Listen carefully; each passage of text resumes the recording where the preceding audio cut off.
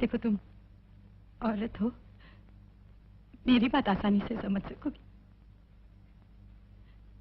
कविता, मैं बिल्कुल अकेली हूँ। अर्थ, सारांश, नाम, डैडी, जख्म, तमन्ना। ये फिल्में महज कहानियां नहीं, बहुत खास कुछ रिश्तों की परतें और मन की उधेड़ बुन को टटोलते जिंदा रहने के एहसास हैं। कितने ताबीज बांधे थे उसके गले में। और ये निजी एहसास इनके निर्माता निर्देशक महेश भट्ट के लिए खुद को सच्ची और साफ नजर से देखने का एक तरीका है, और अपने सुख को समझने और दुख से उबरने का जरिया भी है।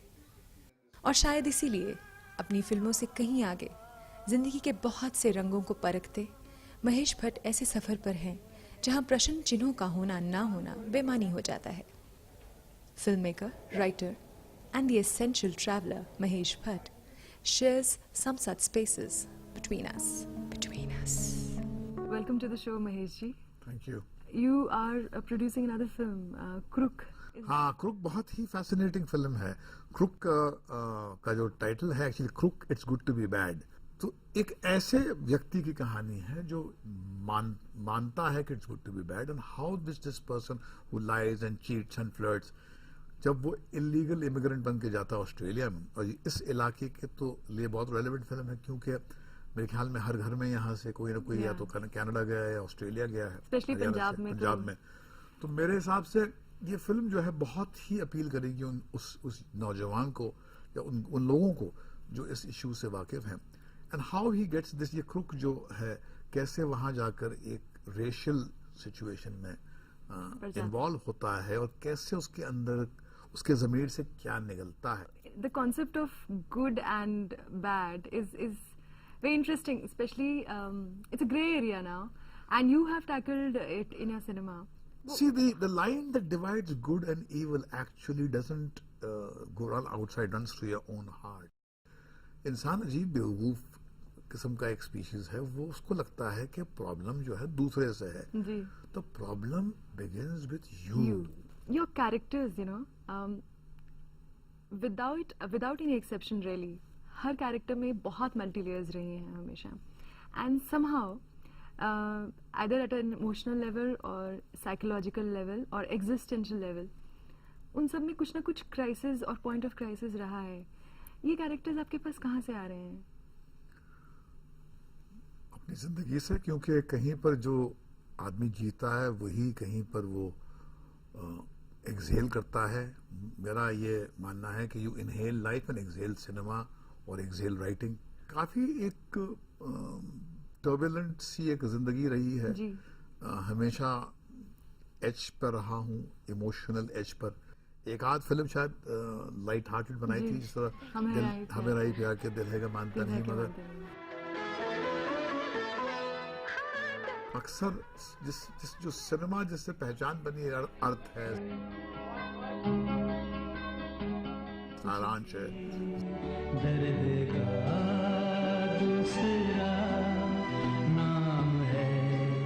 जख्म है, नाम है, जन्म है। ये सब ऑटोबायोग्राफिकल, कुछ आप बीती, कुछ अपनी जिंदगी को कहीं पर सेंटर स्टेज पर रखकर उसको अनफ्लिंचिंगली देखना, उसको एग्जामिन करना। Does it take a lot of courage to dig slices out of your own life and bring it on cinema? नहीं, I don't think so. No. मगर जो लोग अपनी जिंदगी को एक प्राइवेट डोमेन समझते हैं, वो शायद उनको लगता है कि बड़ा जुर्रत वाला काम है। मुझे तो कभी लगा नहीं, मगर शायद ये फितरत बचपन से थी। हमने बचपन से जब सबसे होश संभाला तो मुझे माँ यही कहती थी, घर की बात जाके बाहर कहता है। तो मुझे समझ भी नहीं आता घर की बात क्या है, बाहर की बात क्या है। सब तो एक जैसा लगता था कि दूसरे के घर में भी उतनी ही तकलीफ थी, वही कुछ छुपाते थे। There was nothing private about people's misery. कुछ ऊपरी स्तर पे कुछ अलग लोग लगते थे, मगर अंदर से देखो तो सब वैसे के वैसे ही थे और उसमें बड़ा सुकून मिलता था। पर जब आप अपनी जिंदगी की कहानी कहते हैं तो उसमें और भी लोग शामिल होते हैं। Did you upset a lot of people around शायद you? हाँ, शायद वो नहीं चाहते थे कि मैं अपनी बात कहूँ, क्योंकि अगर मैं अपनी बात कहूँगा तो उनका भी जिक्र होगा। अब अगर कोई मुझसे कहे कि चंडीगढ़ में गए थे तो क्या हुआ, तो मुझे इसका जिक्र करना पड़ेगा कि यहाँ पर आया था, आपसे बातचीत हुई थी। नहीं तो मैं बिना आपका जिक्र किए अपनी बात ही नहीं कह पाऊंगा, Context. क्योंकि मैं तो अपने आप में तो अकेले में तो हूँ ही जी। नहीं। I exist in relation to the other. Yeah.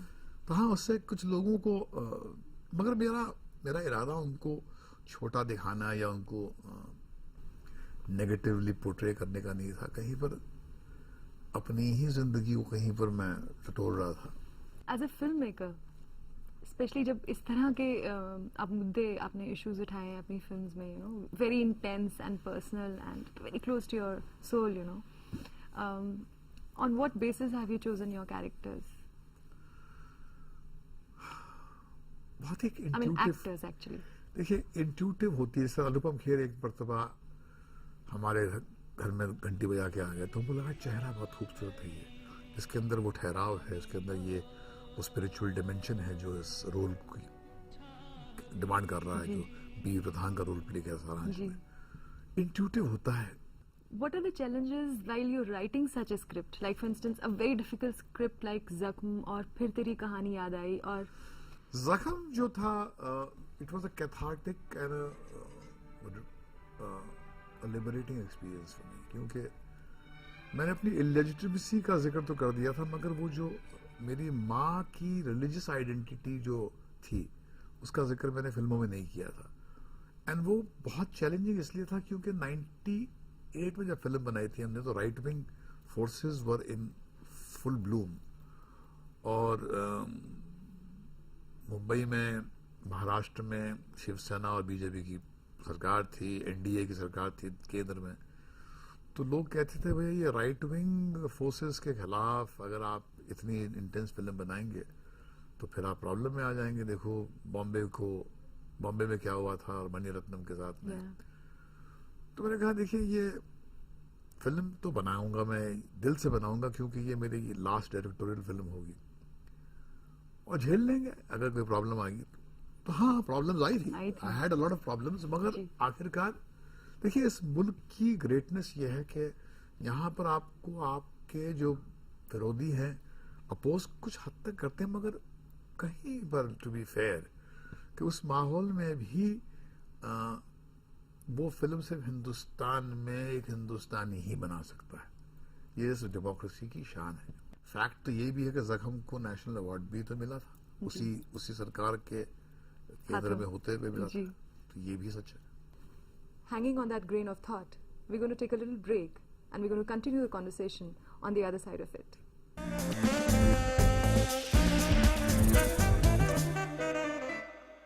I don't believe in any ritual. I don't believe in I don't need the idea of God.